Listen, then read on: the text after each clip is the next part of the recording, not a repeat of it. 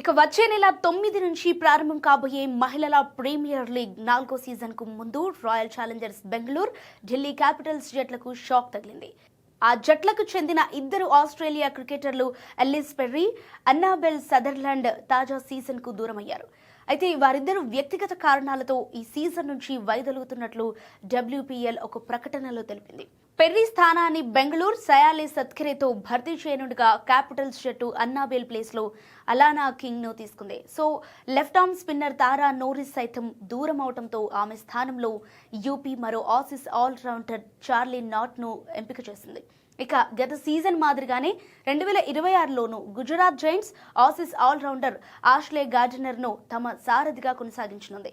అయితే పెర్రీ లేకపోవడంతో RCB కీలక ప్లేయర్ని కోల్పోయిందని ఫ్యాన్స్ పోస్టులు పడుతున్నారు. ఇక 2024లో ఛాంపియన్స్గా నిలిచిన RCB మహిళల జట్టు వచ్చే సీజన్లో ఎలా ఆడుతుందో చూడాలి.